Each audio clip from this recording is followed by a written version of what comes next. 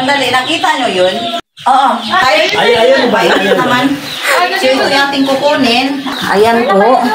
Ito yung ating bunutin. Ayan. Nakapagtataka kung bakit tumubo ito dito, no? Gayong wala pong tubig dito, hindi nababasa ng ulan, at bakit ito tumubo dito. Gayong ito dito po ay pader na po mga ka-GCTV, no? Kakaibang puno po siya. Bakit po siya tumubo doon sa ilalim ng balkonahe? Gayong meron po siyang bubong sa itaas at hindi naman po natubigan doon. Bakit po kaya tumubo ang isang punong kahoy na ito? Wala namang puno sa labas. Wala namang puno sa labas, no? Wala pong puno sa labas.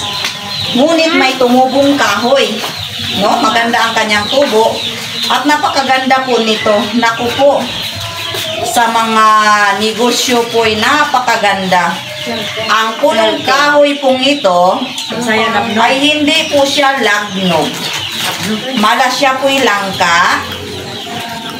Malalangka po siya. Pero may pagkalagnog din. O may pagkakalamansi po siya.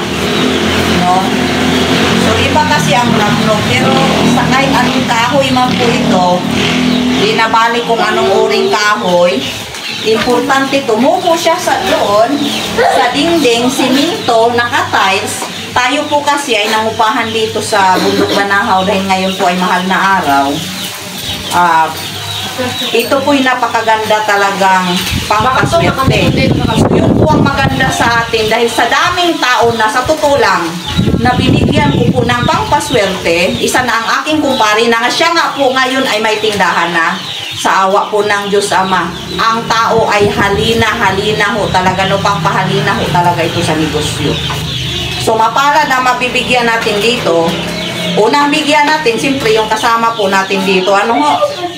So napakapalad. May mga nakakita, hindi naman po nila kinuha. At ako po yung nakakuha, ako yung magbigay sa kanila. Salamat po. So, sa sino pang gusto, hindi na ho ito makakaabot sa inyo. Siyempre, magtatabi ako lang sa akin eh.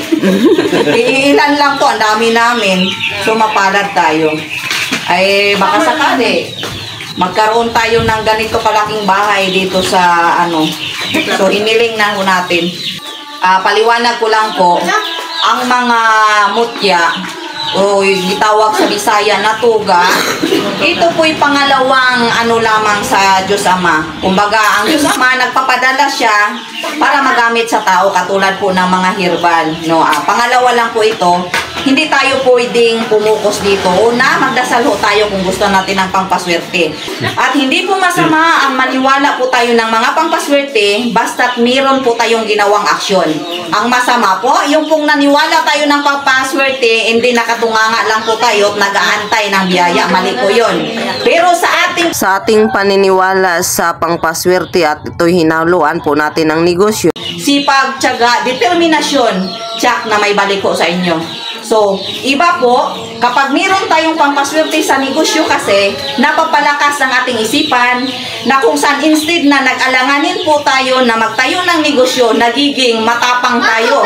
O lumakas ang ating loob. Bakit? Alam po natin na kung tayo itatayo ng negosyo, marami pong bibili sa atin. So, sasabihin natin na, ay okay lang magtayo po ako ng negosyo. Alam ko na napakaraming taong pipila sa tindahan ko dahil sa meron pa akong pampaswerte. Higit na makapangyarihan po sa atin ay ang ating utak. Sinasabi ng ating utak na kayang-kaya mo magtayo ng negosyo dahil meron tayong pampaswerte. Yun po ang hatid sa tao ng pampaswerte. Mula po ito sa Diyos Ama at ito'y pangalawa lamang. So tayo po'y mamahagi mga ka-GCTV, no? Mamigay po tayo nitong dahon nitong ating nakuhang kahoy.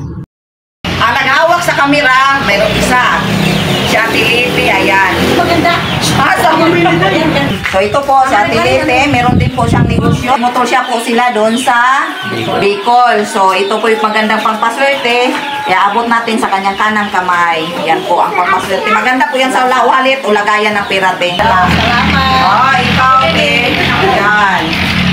Oh, ito, kasi may tindahan na po ito. Ito, isa sa binigyan natin ng pampaswerte. At napakaganda po ng tindahan na nila ngayon. Nagpipila ang mga tao. Daming pupunta. Opo. Sana sa akin din. Ay, ito sa akin to eh. Tindahan ka ba? Sige lang. Magtitinda-tinda pa O, ito. Tindahan. Tindahan ka. Sa baba? Ayan, tatlo po sa'yo, te, kasi may kunting punit, pero okay lang yan. So ito, sa mga mag-comment, sorry, hindi ko na po kayo mabibigyan. Napakaganda po nito. Ang dahon nito, ilagay natin sa negosyo. At ang puno na ito, ay ilagay po natin sa langis. No?